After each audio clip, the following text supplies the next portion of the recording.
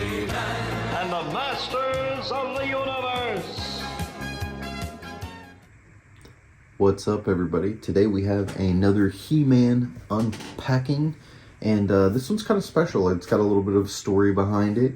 You'll notice it's in kind of a weird packaging around the actual packaging. It's kind of messing the card up a little bit, but considering where I found it, I feel like it was an awesome deal and a steal. And so yeah, I'll explain why it's packaged like this. As you know, I kind of went around to some different, I want to say like odd stores, Rose's, Ross's, TJ Maxx, Burlington Coat Factory, just like some off places that you don't really think of as toy stores. And I was driving by and I saw a Once Upon a Child, and I remember I used to take in clothes and stuff for my kids when they were little and donate them. So I knew that they had toys in there, and I thought, well, hey, maybe they'll have a couple loose He-Man action figures, you know, that I could pick up just to kind of add to the collection. And I saw they had new He-Man action figures. They actually had they had some Skeletor Masterverse Revelations. They had the He-Man and Orko Masterverse pack, the deluxe pack with Savage He-Man, and they had Stridor, and then they had the Battle Armor He-Man with Battle Cat combo. So they actually had a decent amount of Masters of the Universe new in the package at Once Upon a Child, which was kind of cool. They did put this like film stuff around all of them. This was the only one that had a problem with the card bending. As you know, the Masterverse boxes are a little sturdier, so it doesn't warp those boxes. But this guy was $8 at Once Upon a Child, so I feel like that's a pretty good deal. Now they do marker out the other stickers, and you can pretty much count on the packaging just being useless. These are gonna be loose characters to display if you got some packaging like I do. So I'm gonna go ahead and rip this open so we can actually get to the character.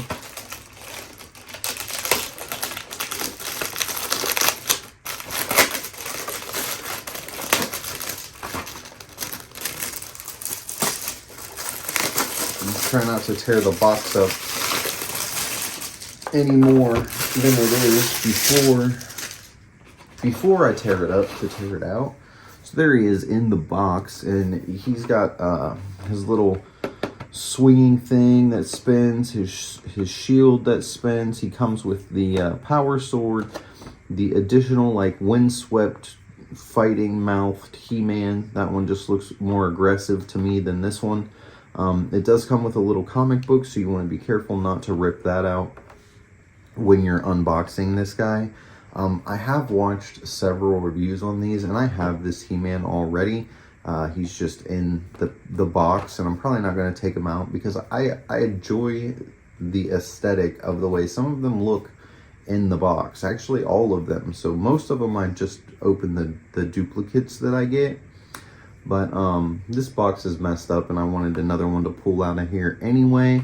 So let's go ahead and get this thing tore open, and we'll talk more about it when we dive down up close. So here we have Flying Fist He-Man out of the packaging, and the very first thing that you can notice is that metal armor is just blinging. It is like chrome. It is so shiny. I can see my face in it.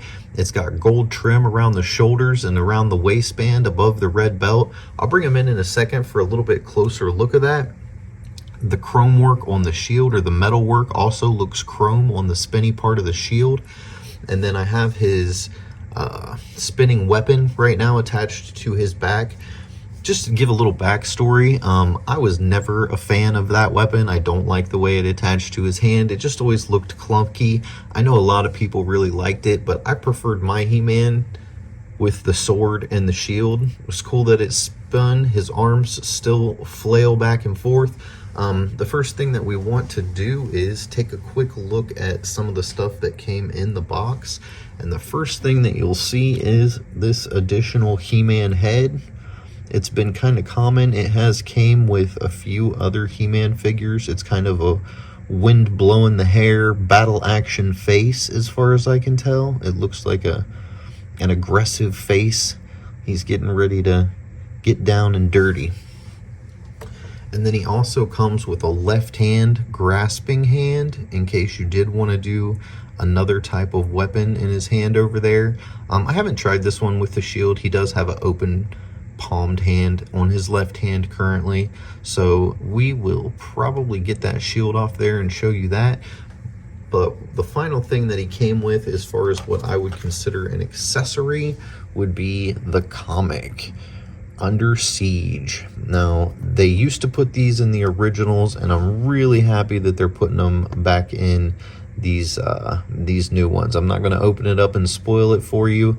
Maybe I'll do a separate video in case somebody wants to see what's in the comic, but I don't want to open it up and spoil it for everyone. So we'll just set that to the side, and then we'll get on into our He-Man review. The first thing I'm going to do is pull this weapon off of his back. He does have this clip attachment that holds the weapon. I'm not a big fan of it. I'd rather have nothing at all than have this big thing sticking out of his back.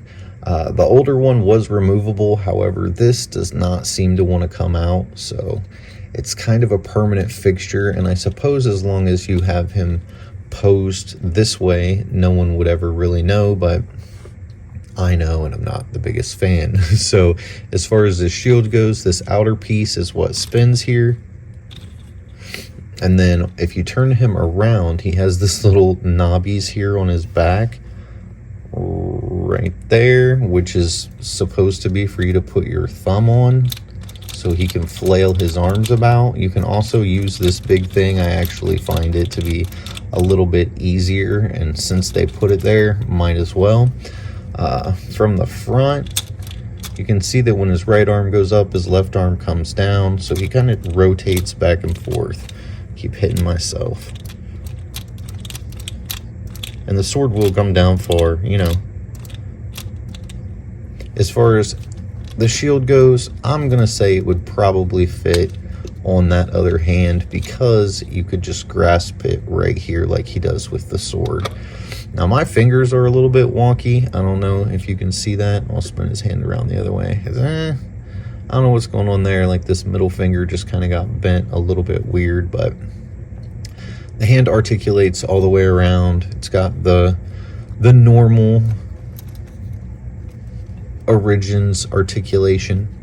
The head, I'm happy with mine. Now, the head is a little bit loose, but I watched a review and a couple other people, their heads were almost falling off loose, and mine's nowhere near that bad. The sword is complete on both sides. It's not one of those half swords, so that's also pretty cool. They changed his belt up to red, gave him some red bracers, normal knee articulation. So yeah, pretty cool He-Man. Let's go ahead and pull this hand out. Let's see if he can stand up there. That piece on his back was really weighing him down. That little spinny weapon deal. And we'll take a look at that in just a second. So if you want to do the shield, I would think there should be a way that he could grasp this shield. There, grasp it, and then just kind of rotate it. And there you go. Now he will hold on to that shield. Yeah, he's a little bit loose. He's probably the loosest figure that I have out of the Origins line. The only other one that I have a little bit of an issue with is Keldor. My Keldor head, he came in the 2-pack with Cronus and Keldor, and my Keldor head is also really loose. I don't know if that's just because he came with a cape and they wanted to make sure there was a room for that cape under there, but I would rather the head be snug than loose just about any day of the week. So I know there's a couple little fixes for that I might try. And speaking of heads, let's go ahead and pop this head off and give you a good close up there. Just a classic He-Man head. Seems like his hair gets yellower and yellower. it was a little more orange if I recall, but yeah, this head's a lot tighter. Wow, it makes the other head feel really loose when you feel this one.